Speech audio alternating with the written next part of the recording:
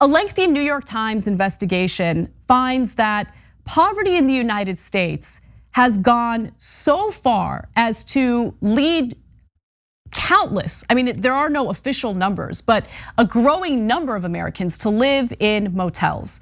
And part of the problem is their credit scores are preventing them from being able to get accepted into an apartment. And as a result, they're spending more money to live in motels that clearly don't have the same necessities and amenities that an apartment or home would have. Now, just how many Americans are living in these motels? As I mentioned, the numbers are difficult to track down, but the New York Times found that there are 5.6 million hotel rooms in the United States. According to STR, that's a hospitality research firm, roughly 500,000 of them are classified as extended stay, and that's up from about 200,000 2 decades ago. So extended stay hotels/motels are typically the types of places that poor people have no choice but to live in if they could afford the weekly, oftentimes they charge weekly rate for that place. Now, what you should also consider is that it's not just adults that are living in these conditions. There are plenty of children who are living in these conditions as well. As more adults have moved into hotels and motels, so have more school children. 97,640 lived in these settings in the 2018 to 2019 school year, up from 45,780 in the 2004-2005 school year. And that's according to the National Center for Homeless Education. And in Georgia, in Gwinnett County Public Schools, for instance, the largest school system in Georgia, 91 bus stops at hotels, motels, or extended stays pick up nearly 600 students. The situation is dire, and I want you to really visualize what that kind of poverty looks like. Take a look.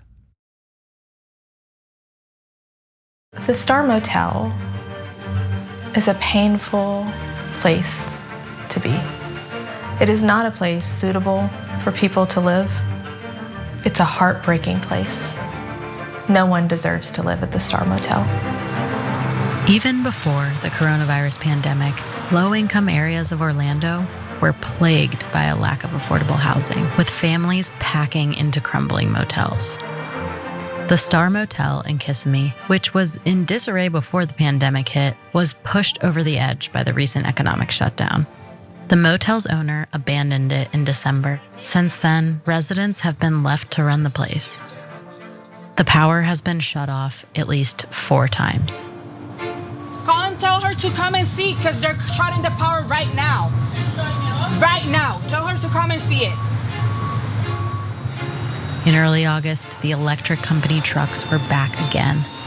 The motel's residents needed to pay $1,500 to keep the power on.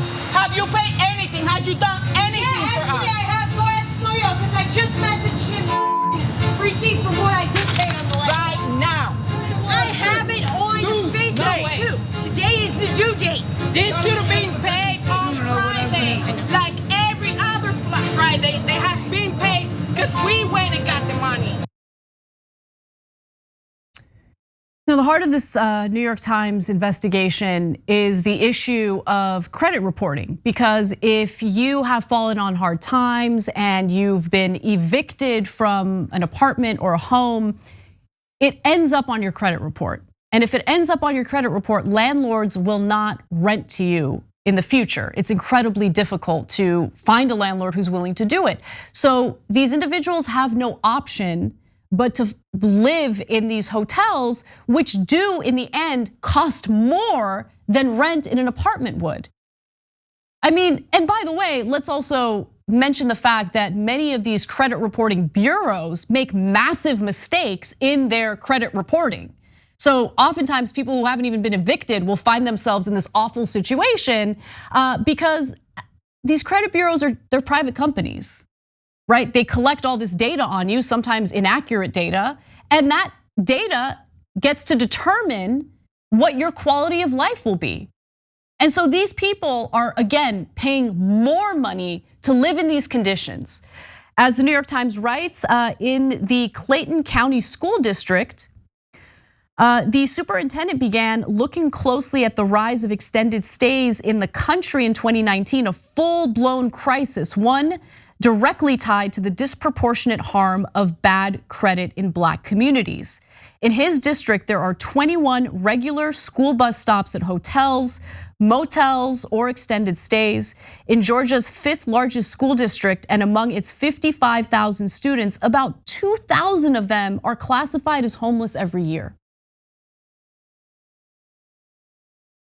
Congress can't even pass decent legislation right now regarding improving infrastructure, providing jobs to Americans. I mean, they're, again, just nickel and diming Americans. We gotta cut funding here, we gotta cut funding there. We gotta provide $10 billion in grants to Jeff Bezos's lunar pet project. But when it comes to the American people, I mean, we have children who are literally living on the streets. Like, the situation is so dire that the people we're talking about right now living in these hotels and motels are not even in the worst situation. We have children living in the streets in the richest country in the world. And we're judging people and whether they deserve to live in a decent place based on their credit score. It's insane, it's absolutely insane, and it makes me livid to read this kind of stuff, to see this kind of stuff. You see it with your own 2 eyes when you go outside. Does anyone deserve to live like that in this country? No, no. Does Jeff Bezos deserve $10 billion in government grants for his space project? No, no, he doesn't. He doesn't. And of course, there's also a housing shortage that exacerbates the problem. So by the mid-1980s, federal and state governments mostly stopped building public housing directly. That was a mistake. The thinking was that private investors lured with tax credits would build enough affordable housing instead. How did that work out for you? Man, the age of neoliberalism destroyed this country. And not just this country, as we know, it's had its impact globally. But once the federal government decided to outsource the construction of affordable housing to private companies have a profit motive. But once they did that, it's over, it's over. That's when the problem really began. And as you guys can see it in the cost of housing today, the lack of affordable housing today, the problem continues. It continues to get exacerbated year after year after year. We see it here in Los Angeles, where voters overwhelmingly voted in favor of a ballot initiative to increase their taxes to provide affordable housing for the homeless, to get people off the streets. And Mayor Garcetti wanted to provide favors to his private real estate developers. They're the ones tasked with building the affordable housing. And guess what? They haven't done anything. I think one building has been built. The policy largely failed people with extremely low incomes, relying on the private companies to build affordable housing. And over roughly the same period, the available public housing units declined to 958,000 at the end of 2020 from 1.4 million in 1990, according to HUD. It's the portion of the housing stock declining the most, says Andrew Arand, the vice president for research at the National Low Income Housing Coalition. And the final thing I wanted to bring up is that the lack of decent paying jobs is also exacerbating this problem. And the gig economy has a lot to do with it. 1 in 5 adults who wanted more work, for instance, were doing without full-time work in late 2019. Remember, that was when we were being told that the economy was booming. The economy's booming, everyone. Look at the stock market. But 1 in 5 adults couldn't find gainful employment, a full-time job. Let me give you more. The same graphic says that 53 million people have low-wage jobs, and that's research from the Brookings Institution. An expanding industry built on informal and impermanent housing is a reflection of the precariousness that increasingly defines daily life for millions of Americans.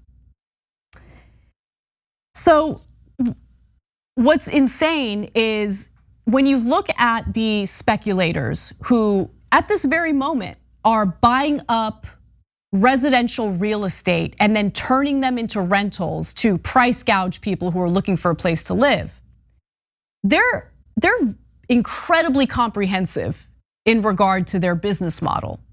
They're looking at they're looking at condos, they're looking at single family residents, they're looking at trailer parks. That's something else. I mean, you look at Blackstone, I should say. Blackstone's been buying up trailer parks because they want to make sure that they monopolize the housing market. And guess what? They're investing in these extended stay motels as well. Because if they have control over all of the housing, if all of it, they're good. They can charge what they want. You have no other option.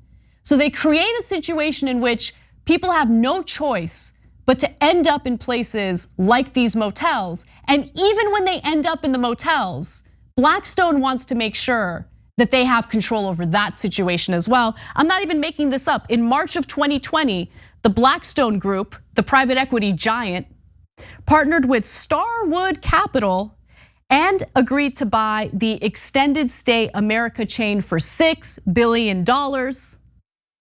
And they made a killing during the pandemic because these establishments didn't shut down during the pandemic. Other hotels did, but since these motels and extended stays have people literally living there for shelter, they had to be up and running, right? They had to keep operating.